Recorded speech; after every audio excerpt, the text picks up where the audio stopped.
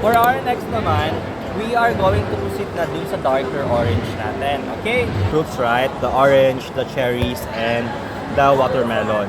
So, do you want to create another last one? Yeah. Another one. Banana. That's nice. You want blueberry? Maybe are you guys okay to do blueberry this time? Yeah. For her? It's another day of making things happen. I'm not sure if you can hear me, but I'm here ako sa market to lead the watercolor workshop of what do you call this, the summer art venture of them. So right now nagpapa-watercolor ako sa mga kids. So ayun. So it's been a while. It's been a while since I do the vlog, di ba? Good morning, it's early morning and I'm on my way to Makati to meet my weekend watercolor circle friends. We're going to play badminton. This is my first time in a while. So random. Siguro last ko was high school pa. So tara.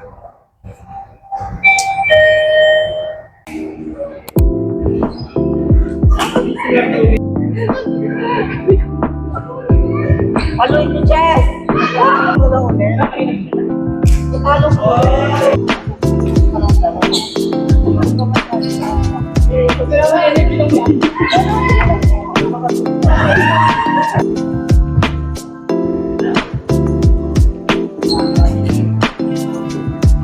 Pasok mo kayo? Pasok mo kayo? May nalis na ako pala kayo.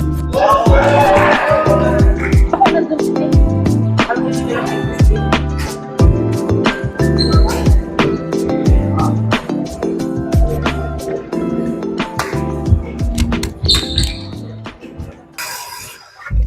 First time kong mag-try kanina ng gumawa nung overnight, yung, the chia pudding, yung chia seeds. I'll show you.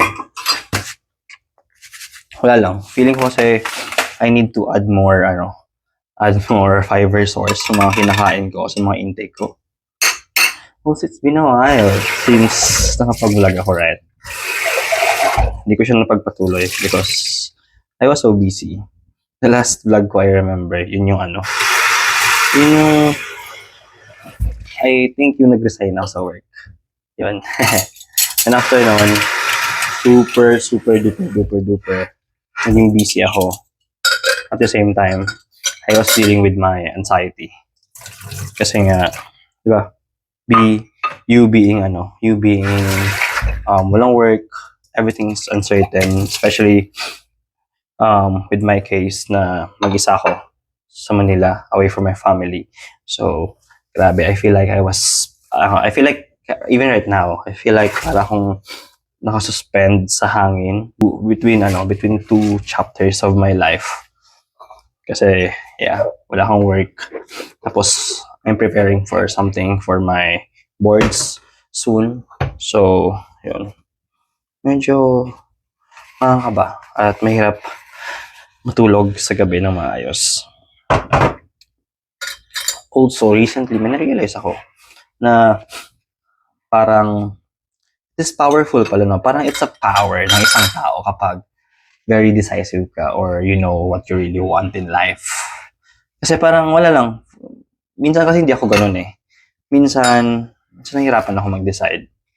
Kasi, wala. Kunwari, ang powerful lang nung statement na parang you can say this is something I don't wanna handle, or this is something I don't want in my life. So yun, parang ang powerful lang na parang I'll step back kung sa mga situation you can parang step back. Next na realize ko lang na parang it's power, or it is nice to be someone very decisive. At least you know what you want. You're sure of what you want in life. And I wish I'm always like that. And right now, I'm trying to be one.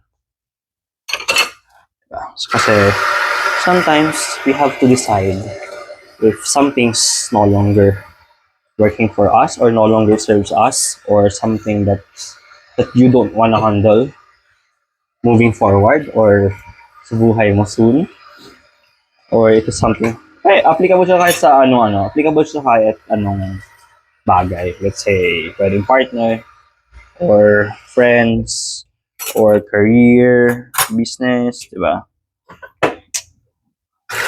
Parang it's so nice to be, very decisive and firm na kung anong gusto mo sa buhay.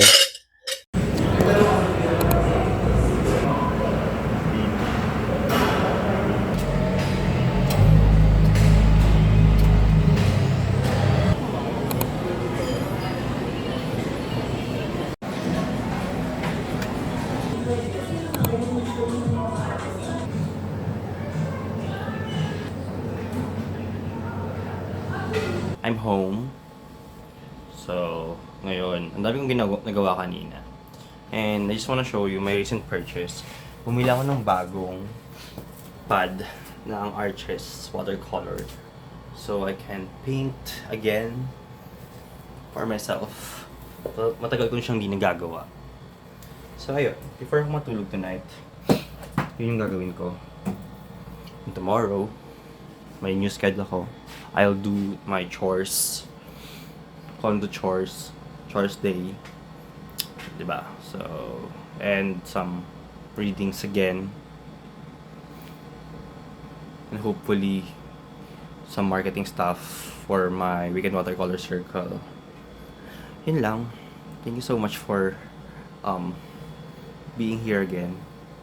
See you around. Tomorrow is another day of making things happen. See ya!